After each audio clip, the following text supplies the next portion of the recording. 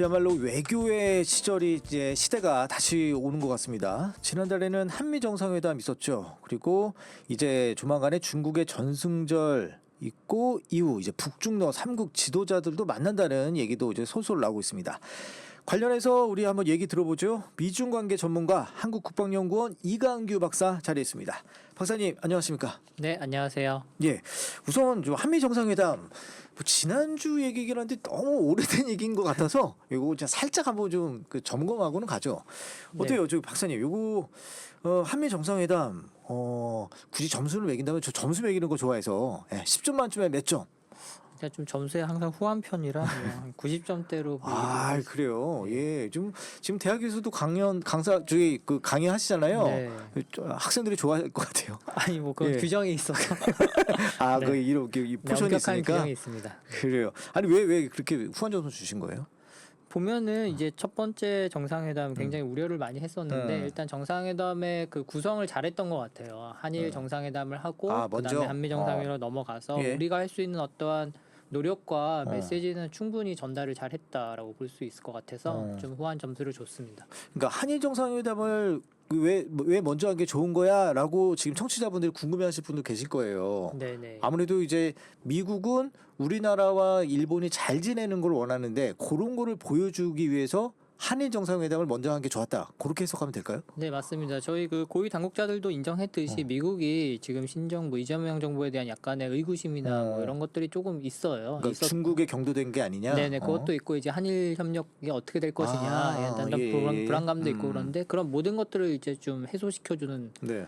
그런 이벤트를 보여줬다라고 볼 수 있을 것 같고요. 예. 또 기왕에 이제 일본과 협력이 중요한 시점이라면 지금 이시바 총리가 국내 정치적으로 좀 입지가 예. 불안불안하지 않습니까? 거기에 예. 대해서 우리 대통령이 가서 정상회담을 한 뒤로 이제 뭐 지지율도 조금 좋아졌다고 하고 그런 어떠한 노력들을 보임으로써 어떤 예. 한일 관계에 있어서 우리가 좀 더 이니셔티브를 줄 수 있는 그런 또 전기도 마련을 하고 예. 또 그를 바탕으로 미국에 가서는 또 도널드 트럼프 대통령에게 우리가 한일 협력에 관해서도 이미 어느 정도의 그 뭐 공감대를 이루고 왔다라는 걸 보여줌으로써 미국이 갖고 있었던 어떤 일말의 의구심도 해소할 수 있고 여러 가지 좋은 포석을 다목적으로 이뤘다고 볼 수 있을 것 같습니다. 예. 아니 이제 박사님은 이제 그 외교 전문가이신데 지금 경제적인 거를 좀 여쭤봐서 좀 그렇긴 합니다만 그 할 말을 하지 못한 게 좀 문제 아니냐 또 일각에 이런 주장도 있잖아요. 그러니까 뭐냐면 지금 미국이 이제 큰 매를 때리려고 하는데 네. 그냥 뭐 유야무야 넘어가는 게 가장 좋은 전략이긴 합니다만 그래도 우리한테 유리한 거는 그래도 확답을 받아내는 그런 네네. 계기로 만들었어야 되는 거 아니야? 이렇게 또 얘기하시는 분들도 많더라고요. 거기에 대해서는 어떻게 보세요? 그게 이제 뭐 공동 성명 문제까지도 이제 같이 좀 거론되는 측면이 있는데 예. 그거는 뭐 정상회담의 여러 가지 형식상 또 여러 가지 또 결과들이 나올 수 있는 것이고요. 그 결과 중에 하나라고 보면 될 것 같고 말씀하신 것처럼 우리는 문안을 좀 확정하기를 좀 바란 측면이 우리가 있는 게 아니라 미국 측에서 좀 주장을 한 부분이고 우리가 좀 방어하는 입장이었던 것으로 알고 있습니다. 예, 그렇기 뭐 때문에 관세 문제 같은 거 예를 네네 들면 맞습니다. 근데 그런 과정에서 또 문안을 조정하다 보면은 그 전에 합의했던 내용보다 조금씩 바뀔 수 있는 부분들이 있거든요. 그래서 그런 것들이 만약에 정상 간에 합의해서 그냥 그렇게 갑시다라고 결정을 해버렸으면 여러 가지 실무 노력들이 또 물거품이 되는 경우가 있는데 네. 이런 측면에서는 조금 더 시간을 갖고 또 미국 국내적으로도 지금 관세에 대한 뭐 여러 가지 사법 절차들이 이루어지고 있지 않습니까? 예. 근데 그런 상황들을 좀 주시하면서 말씀하신 것처럼 우리에게 조금 더 이로운 방식으로 뭐 공격을 하든 방어를 하든 좀 시간을 갖는 거는 나쁘지 않을 것 같습니다. 예, 그렇군요. 아니 근데 이건 그냥 뭐 개인적인 질문인데 아니 그 우리 양 정상이 만났잖아요. 트럼프 대통령과 이재명 대통령이. 네. 근데 이 트럼프 대통령은 뭐 거구긴 합니다만 이게 어깨도 구부정해가지고 좀 약간 거만하게 앉아 있고 네네. 또 이거 뭐죠? 양복도 단추도 풀고 있고. 예, 근데 네. 이재명 대통령은 반듯하게 또 이거 단추까지 묶고 있고 전 조금 네. 보기 안 좋았어요. 근데 그게 이제 여러 가지 측면에서 해석이 될 수 있는데 말씀하신 것처럼 어떠한 국가의 자존심 뭐 이런 걸 놓고 본다면 또 그렇게 생각을 하실 분도 계실 것 같고요. 예. 달리 보자면 지금 상황에서 우리가 어쨌거나 뭔가 실리적인 것들을 취하려면 예. 뭐 그런 사소한 제스처나 이런 행동 같은 것들은 크게 구애받지 않고 트럼프 대통령을 좀 더 만족시킬 수 있는 어차피 방향성을 그렇게 잡고 갔다면 예. 기왕에 어정쩡하게 끝나기보다는 확실하게 트럼프 대통령에게 어필하는 게 좋지 않나 생각합니다. 그래. 근데 지금 참 전략을 잘 짰다라는 얘기 중에 그 이구동성으로 하는 얘기들이 그거잖아요. 그 트럼프 칭찬. 네, 그거 네. 되게 좋아한다는 거를 미리 알고선 전략적으로 했다. 그거 네, 참 네. 잘한 것 같아요. 네, 맞습니다. 그 뭐 기자님도 칭찬을 많이 들어보셔서 아시겠지만 저 진짜 이 칭찬이라는 칭찬에 저는 배고파가지고 굶주려 있습니다. 저 네, 지금. 이 칭찬도 되게 기술적으로 잘해야 되거든요. 그러니까 상대방에게 너무 아첨이나 뭐 얼토당토 않은 맞아. 것처럼 보이지 계속 않으면서 막 칭찬만 하면 또 아닌 것 같거든. 네, 적절하게 좋아할 만한 포인트들을 잘 얘기해 줌으로써 예. 이제 기분을 풀어주고 뭔가 좋은 분위기를 이끌어가는 그런 측면에서 뭐 적절하게 수위를 조절하면서 잘 예. 접근했다고 볼 수 있을 것 같습니다. 그 이제 대표적인 멘트가 그거잖아요. 이제 한반도 평화를 위해서 이제 그 뭐죠? 그 우리는 피스메이커가 아니라 페이스메이커가 되겠다. 갑자기 생각이 안 나. 예, 그런 멘트. 네, 그런 건 네. 사전에 조율됐다고 봐야 되는 거죠. 그거는 뭐 들리는 바에 의하면 약간 즉흥적인 측면이 있었다고 아, 하던데, 그래요? 네, 그래서 대통령님의 어떤 개인적인 그러한 것들이 잘 발휘가 됐다라는 뭐 견해도 있던데요. 뭐 그런 걸 떠나서 어쨌거나 말씀하신 것처럼 많은 사람들이 그 부분을 기억하지 않습니까? 그러니까 한국의 어떠한 대북 정책이란 걸 장황하게 설명하기보다는 우리의 입장을 그냥 간단하게 하나의 워딩으로 표현했다. 네. 그리고 그것이 미국 측에서도 좋은 반응을 이끌어냈다. 굉장히 좋은 성과였던 것 같습니다. 예. 여튼 뭐 전략적인 면에서는 뭐 그 후한 점수를 뭐 줄 수 있다라고 지금 해석을 했습니다. 네. 그 오늘 지금 우리 박사님 이강규 박사님과는 지금 굿모닝 이슈 브리핑 하고 있어요. 이강규 박사, 한국국방연구원의 이강규 박사님 모시고 지금 얘기를 듣고 있는데 우리 오늘 좀 구체적으로 많은 시간 할애해서 얘기 들을 거는 이제 중국의 전승절 아니겠습니까? 네, 요 뭐 얘기 당장 먼저, 내일 그죠? 시작인데요. 그런데 이 전승절 그래 일단은 뭐 전승절이 뭐야 이렇게 궁금하시는 분도 계세요. 이거 좀 설명 좀 해주세요. 그러니까 우리가 그냥 간단하게 전승절이라고 하는데 예. 공식 명칭은 이제 조금 깁니다. 그래서 중국 인민 항일 전쟁 및 세계 반파시스트 전쟁 이제 승리 기념일인데요. 그러니까 중국으로서는 그 2차 세계대전을 반파시스트 전쟁으로 보고 있기 때문에 거기에 대해서 이제 승리를 했다. 그리고 중국이 주로 맞서서 이제 싸웠던 상대가 일본이기 때문에 이제 항일 전쟁의 승리 이런 것들을 이제 넣어서 한 것이고 이날이 이제 공식적으로 중국이 일본에게서 이제 항복 문서를 받은 날입니다. 1945년이죠. 45년 9월 3일에. 그래서 그날을 기념해서 9월 3일 날 이제 전승절 기념 행사를 갖고요. 중요한 거는 이제 전승절 기념 행사와 더불어 이제 열병식까지 이어지는 이런 하나의 일련의 행사들인데 사실 전승절은 그 전까지는 중국의 국내적인 어떠한 기념일이었는데 한 70주년 잘 기억하실 거예요. 한 지금부터 10년 전에 대대적으로 이제 세계 외빈들을 불러서 이제 기념을 하고 박근혜 전 대통령도 참석을 했던. 네, 맞습니다. 그 뒤로 저희가 이제 사드 보복이랑 또 아픈 기억을 갖게 되는 그런 이벤트였죠. 근데 그런 것들이 이제 다시 한번 이제 10년이 돌면서 80주년이 되면서 이제 또 대대적으로 또 외빈들을 초청해서 하는 어찌 보면 이제는 단순한 이런 기념 행사가 아니라 글로벌적인 정치적인 행사가 됐다라고 볼 수 있을 것 같습니다. 예. 근데 이제 전승절 열병식 요게 중요한 게 그 뭐랄까요 그 시진핑 주석의 그 누가 가까이 있느냐 누가 오른쪽에 있느냐 왼쪽에 있느냐 이런 거 중요하잖아요. 네, 이게 뭐 아시겠지만 권력은 거리가 상당히 중요하고 맞아요. 네, 또 이 아까 말씀드렸던 글로벌적인 정치 행사가 되었기 때문에 사진이 또 어떤 식으로 나오느냐라는 것들이 또 의미를 갖고 있지 않습니까? 그렇기 때문에 시진핑 바로 옆에 어떤 외빈이 서느냐 이게 상당히 중요한데 이번에 이제 뭐 러시아 쪽 언론을 통해서 발표되기로는 오른편에는 푸틴이 쓰고, 그러니까 푸틴은 10년 전에도 오른편에 썼어요. 근데 왼편에는 그 당시에 이제 박근혜 대통령이 썼었고 이번에는 김정은 국방위원장이 자리할 것이다라는 보도가 나왔습니다. 예. 그러면은 이제 우 푸틴 좌 정은 이렇게 되는 건데. 네. 그래. 근데 이렇게 지금 북중미죠. 저기 북중러가 되죠. 북중러. 이 북중러 이 새 정상. 예전에도 뭐였었나요? 어때요? 제가 알기로는 없었던 것 같고요. 왜냐하면 북한이 다자회의 무대에 등장한 적이 거의 없었거든요. 뭐 그렇죠. 찾아보니까 김일성 주석 때 이제 1965년에 인도네시아에서 잘 아실지 모르겠지만 비동맹 회의가 개최된 적이 있는데 그때 참석하고 거의 60년 만에 처음 이런 다자 행사에 참석하는 거라 좀 많은 사람들이 주목을 하고 있는 것 같습니다. 그래요. 아니 그러면 이번 이 열병식을 통해서 이른바 우리가 신냉전 구도 이런 얘기 하잖아요. 북중러 대 한미일. 어떻게 요게 좀 고착화 되는 거 아니냐? 또 이렇게 좀 우려를 표하시는 분들도 많아요. 어떻게 보십니까? 네, 이게 구도가 뭐 흔한 워딩으로는 뭐 남방상과 북방상과 뭐 이런 얘기들이 예전부터 좀 많이 있었고 그렇지만 우리가 뭐 한미일이 군사적인 동맹까지 나아간 것은 아니잖아요. 예. 현재까지는 안보 협력 단계고 뭐 이렇지만 또 최근 들어서 북중러가 강하게 밀착을 하고 있기 때문에 자연스럽게 어떤 또 이런 구도를 많이 떠올리실 것 같습니다. 예, 예. 근데 뭐 동북아에 있는 우리 입장으로서는 이런 구도가 고착화되는 것은 크게 바람직하지는 않다고 생각을 하고요. 예. 앞으로의 추이를 좀 지켜봐야 될 것 같은데 과연 이것이 그럼 3대3 뭐 이렇게 평가하기로 갈 것인지 아니면은 예. 그냥 사실은 이 전승절이라는 건 아까 말씀드린 뭐 기념일이 뭐 주축이 되는 행사이기 때문에 그냥 만나서 얼굴 한번 봤다라는 게 될 수도 있고 사실은 어떠한 좀 액션이 나오려면 북중러 간의 정상회의가 이제 3자 정상회의 같은 네. 게 열려야 되는데 뭐 이번 계기에 그런 게 열릴 것 같지는 않고 아 그래요? 네, 그럼 그냥- 북중러 그 3자가 만나는 회의는 없을 거다. 뭐 회의라기보다는 그냥 뭐 대면 정도가 아닐까라는 생각이 아, 들고요. 그래요? 뭐 굳이 뭐 정상끼리 뭐가 있다면 양자 회의 정도인데 워낙 많은 또 그 참가객들이 네. 있기 때문에 그 정상회의를 다 갖지는 못할 것 같습니다. 그런 측면에서 본다면 뭐 그래요? 간단하게 리세션 정도에서 얘기를 나누는 뭐 예, 그 정도 예. 구도가 아닐까 예상이 됩니다. 그렇군요. 저희가 3부 굿모닝 이슈 브리핑 이강규 한국국방연구원 박사 모시고 지금 최근 벌어지고 있는 외교 이슈에 대해서 얘기 나누고 있습니다. 근데 지금 중국 전승절을 위해서 이제 북한 김정은 국무위원장이 아주 중국으로 달려가고 있어요. 네, 예. 열차가 출발을 그죠? 했죠. 예. 어제 뭐 조선중앙TV에서 오늘 아침에 보도를 했다고 하더라고요. 어제 저녁에 출발을 했다. 네, 네. 오늘 중에 좀 도착을 할 텐데 그 좀 한번 좀 뭐 좀 관전 포인트랄까요? 좀 얘기해 주실 만한 게 있을까요?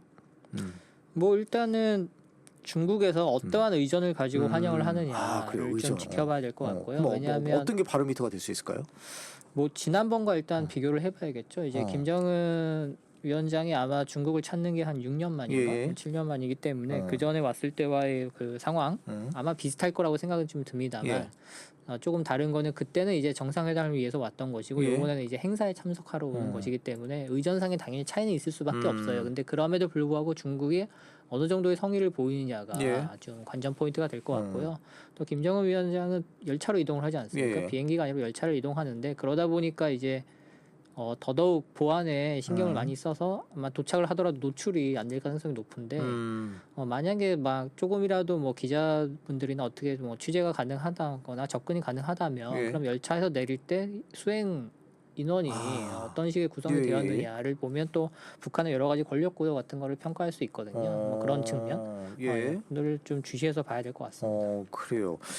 지금 뭐 오늘 아마 그 저녁 뉴스에는 요 이슈가 좀 그 헤드라인을 장식하지 않을까 생각되는데 한번 저희가 또 들어오는 대로 좀 말씀드리도록 하겠습니다. 이 지금 그 중국 전승절 얘기 한번 계속 이어가죠.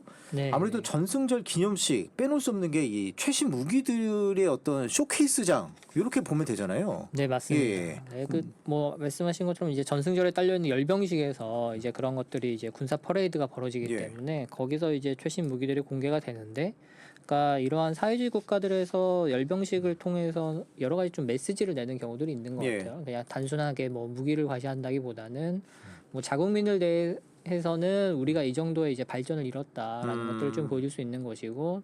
과학기술 발전이 좀 네, 아마 네, 초점이 맞습니다. 되겠네요. 단순히 뭐 군사력이 강해졌다라기보다는 첨단 무기들이 많이 공개가 되기 때문에 이제 그런 것들이 사실은 국력의 과학기술적인 측면을 네. 여실히 보여주지 않습니까? 그래서 그런 것들을 좀 과시할 수 있는 측면이 있고, 대외적으로는 또 이 전승절에 맞춰서 열병식을 한다는 거는 그 중국과 러시아는 뭐 미국에서 그런 보고서도 나왔지만 그 전후 세계 질서에 대한 약간의 불만 같은 것들을 이런 식으로 보여줌으로써 우리도 그 세계대전에 같이 참가를 해서 예. 같이 연합국의 일원으로 싸웠고 승리를 같이 이루었는데 왜 서방 세계의 국제 질서가 이렇게 우리를 다른 식으로 취급을 하느냐라는 또 불만적인 예. 것들을 과시하는 측면도 있다고 볼 수 있을 것 같아요. 그래서 이런 것들이 드러나는 게 이제 무기의 퍼레이드인데 이번에는 사실은 어떠한 좀 첨단 무기들을 중국이 예. 공개할 것인가가 좀 관심을 많이 갖고 있습니다. 특히 요새는 무인기, 드론, 뭐 그쵸. AI 같은 뭐 첨단 기술들이 많이 발전이 되면서 아마 중국도 이런 측면의 무기들을 많이 공개할 것 같은데 뭐 벌써부터 나온 걸로는 뭐 잠수정 같은 것들 아니면은 뭐 예전에 우리 기자님도 게임 같은 거 해보셨을 텐데 이렇게 예. 전투기가 날아가면 뒤에 따라가는 보조 전투기들이 막 이렇게 따라가는 윙맨이라고 요새 하는데 아, 그래요? 예, 예. 무인기들이 이제 따라가면서 이제 같이 전투를 하는데 그런 스텔스 윙맨 같은 것이 공개되지 않을까라는 생각이 들고 또 최신 전투기들 그게 최신 무기인가 봐요. 그런 게. 그렇죠. 아직까지 이제 실전화가 안 된 측면인데 이렇게 생각하시면 될 것 같습니다. 이제 주력 전투기가 한 대가 날아가면 예. 한 두세 대의 보조 무인기들이 따라 붙으면서 예. 같이 공중전이나 아니면 그런 것들을 수행하는 거죠. 예. 예, 그래서 예. 많이 뭐 나이가 좀 있으신 분들은 어렸을 때 게임에서 많이 하셨을 것 같은데 오락실에서 네, 그런 것들이 이제 현실화되고 있다라고 볼 수 있을 것 같고요. 뭐 예.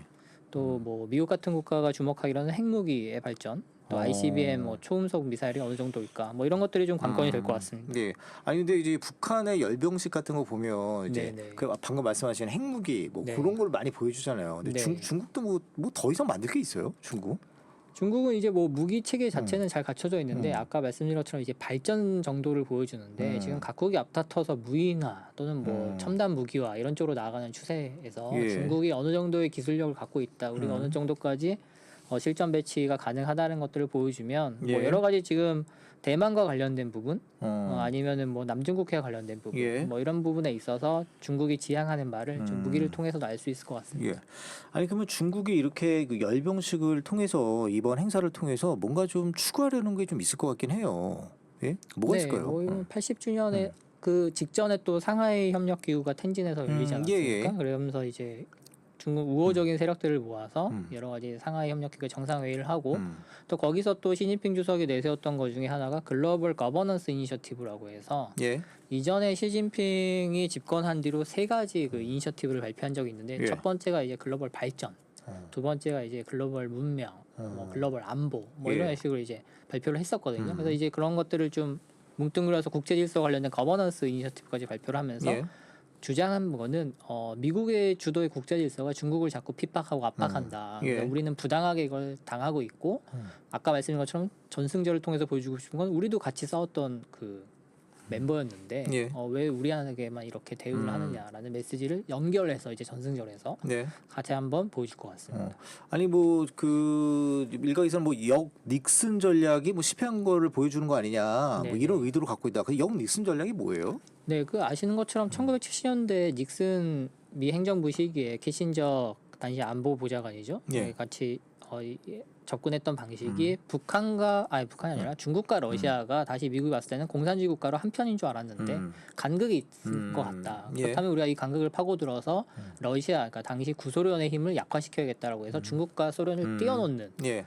닉슨 덕트린을 추구를 합니다. 러시아를 견제하기 위해서 중국과 손잡는. 네, 그죠? 그렇죠. 근데 영닉슨이라는 건 반대라는 거죠. 이제 중국이 커졌기 때문에 중국을 견제하기 위해서 러시아와 예. 손을 잡아서 중국을 견제하겠다. 근데 지금 북중러 예. 3국이 여기서 회동을 해서 단결된 모습을 보인다고 한다면 미국이 뭐 일각에서 주장하는 이런 닉슨 전략, 역키신 예. 전략 같은 경우에는 조금 효과가 없을 것이다라는 메시지를 중국 쪽에서는 발신하는 게 아닌가라고 생각할 수 있을 것 같습니다.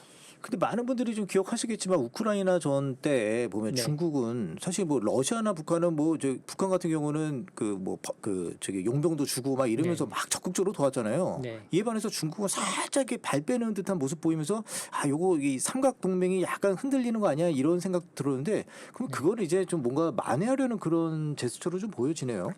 근데 뭐 솔직히 말씀드려서 제가 러시아나 북한은 잘 모르지만 그 대충 알기로는 북한과 러시아, 중국이 하나로 묶이기에는 서로 간의 관계가 예. 또 그렇게까지 친밀하지 않은 부분들이 있습니다. 왜냐하면 예. 서로 좀 우려하는 부분들이 있기 때문에 말씀드린 것처럼 사실은 예전 공산권 시절에는 구소련이 예. 조금 더 형님이었고 중국이 조금 더 아우였던 측면이 있지 않습니까? 예. 근데 지금 시대에는 오히려 이게 역전이 돼서 중국이 덩치가 더 커졌단 말이죠. 그러니까 양국 간에 약간 미묘한 관계들이 있고 북한으로서도 어느 한 국가에 약간 종속되는 것을 굉장히 꺼려하기 때문에 북한도 어떨 때는 러시아와 좀 친하게 지냈다, 어떨 때는 또 중국과 좀 친하게 지냈다. 예. 약간 이번에 전승절에 오는 것도 러시아와의 북러 밀착이 되게 가시화되니까 예. 중국을 좀 달래기 위해서 북중 간에도 조금 긴밀한 협의가 있다라는 걸 보여준 측면도 있고 이처럼 삼자 간의 관계가 조금 복잡 예. 미묘한다고 볼 수 있을 것 같습니다. 그렇군요.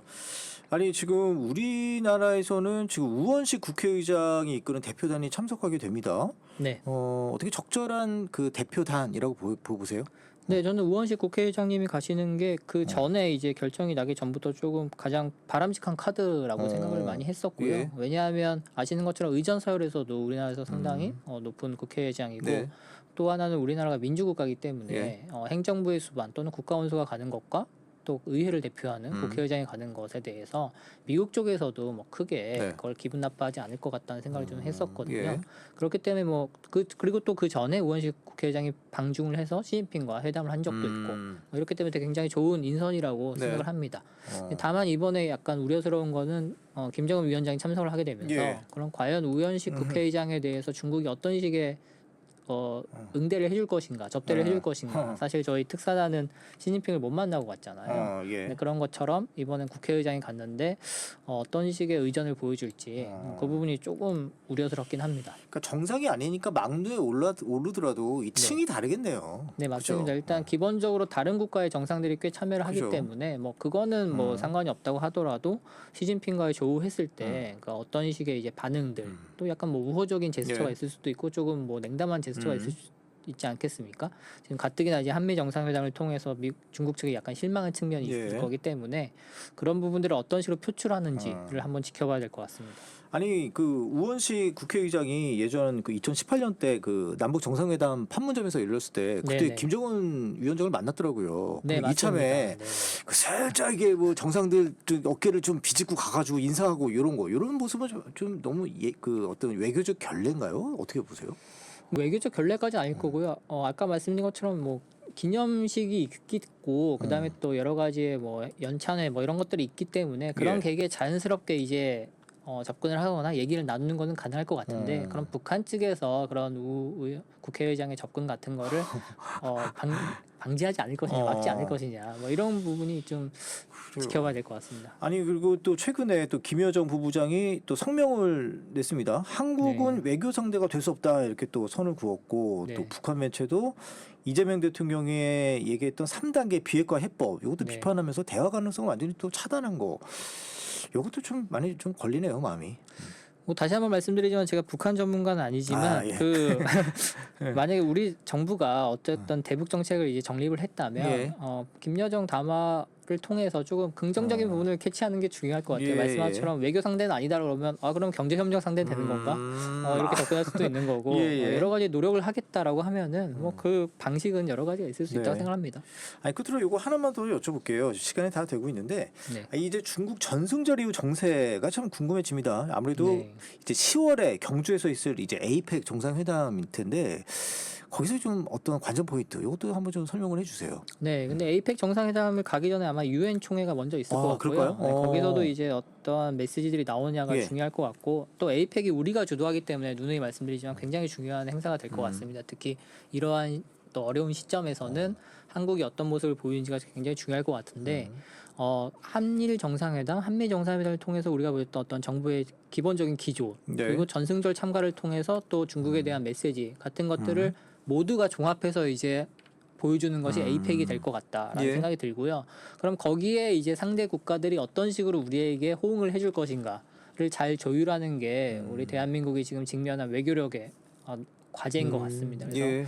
지금까지의 상황을 보면 뭐 여러 가지 좀 잡음도 있었지만 결과적으로는 잘 이끌어왔다고 생각을 하거든요. 예. 지금 당국자분들께서 노력을 하고 계시니까 에이펙도 뭐 성공적으로 끝나리라 기대를 하고 있습니다. 알겠습니다. 오늘 여기까지 말씀 듣도록 하죠. 이강규 한국국방연구원 박사였습니다. 고맙습니다. 네, 감사합니다.